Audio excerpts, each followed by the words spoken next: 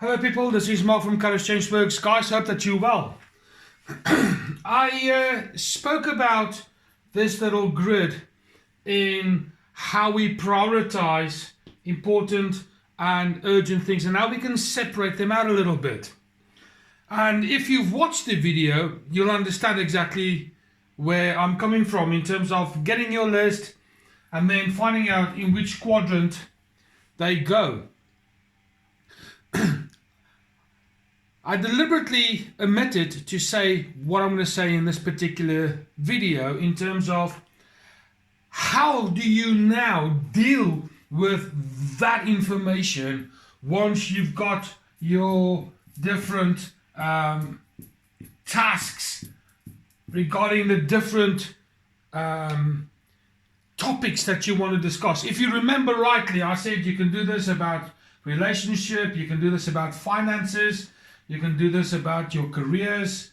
You can even look at it from your education point of view. And probably a couple more, but my guess is that would be the fundamentals, the most important ones. Now, let's pretend that you've got your list. Let's say you're looking at relationships. You've got your big long list. You've separated into these particular quadrants on this particular Eisenhower grid, this matrix. What do you do now? This is how you go about it. In this box here, in this box, in fact, let me get another color here. Just bear with me. So in this red box here, in that box, you simply do it. You sort it out. You make that your priority. So once you've done the urgent and important tasks, you yourself go ahead and you tackle it, get it out of the way. The urgent, not important tasks, what you can do is, if you were a manager of some sort, you delegate it. You delegate those tasks.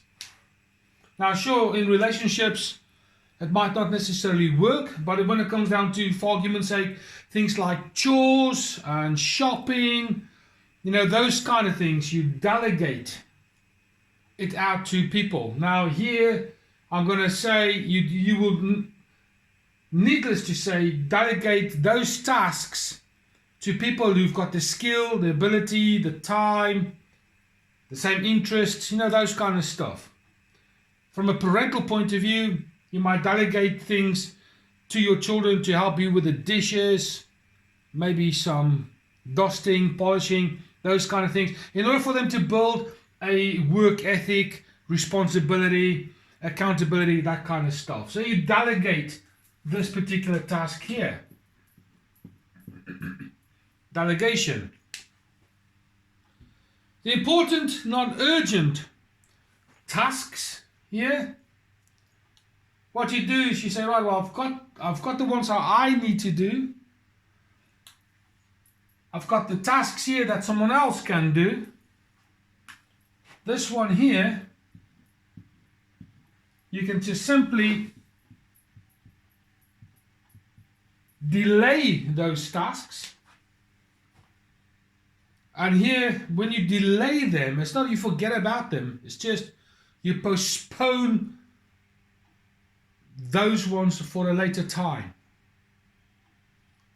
And then here, it's about time management. It might be training that you need to do. It might mean you need to do some further research, or anything like that, anything that will revolve in the idea of saying, I'm going to put this off till a later time. It doesn't matter what they are, but it's the whole idea about delaying. It's about you managing your time, you managing your skills, your resources, your staff, whatever the case might be. So you delay.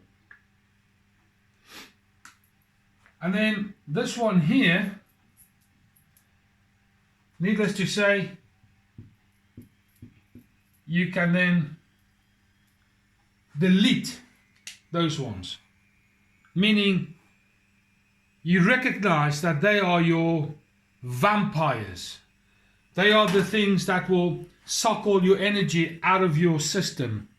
They're those little annoyances. That if you start looking at these things here, the important urgent things will get delayed. So by simply deleting the unimportant stuff, the non-urgent stuff, by getting rid of it, you've got a lot less to deal with, because now you know what you need to do, you know what you need to delegate, you know what you need to delay,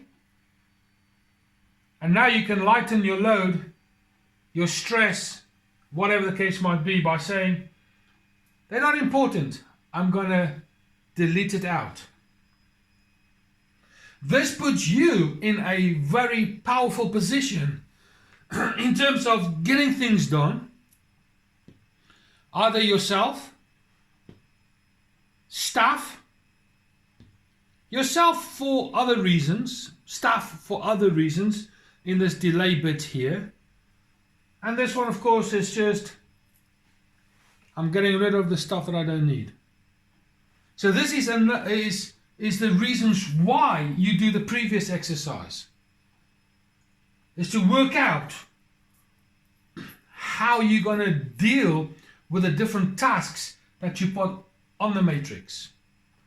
That's why I said yesterday, it's important that you make your long list beforehand. Brainstorm, wordstorm, I don't know what it's called nowadays. But you write them all down and then you put them in this box, and then this is the reasons why. To put you in charge of what you need to do as far as dealing with these important tasks is concerned. So there you go, my friend, the Eisenhower, very, very clever. Put you in a position to manage, basically. I would like to hear your comments in the comments box, please, if you've used it, like I said yesterday. Your opinions, your thoughts, improvements, that kind of thing. Also, I would ask you just to do all the YouTube admin, the share, the subscribe, the comments, the bell. Pick all when you do so. Get all your friends and family to join in. Me and Laura would really appreciate more subscribers, more views, more people that we can help with these important tasks. Not just from this point of view, but also, as you know, the channel has got loads of different playlists on there. So there you go. This is the purpose of the Eisenhower Matrix. That's it, my friend. This is Mark from Courage Change Works, and I'll speak to you soon.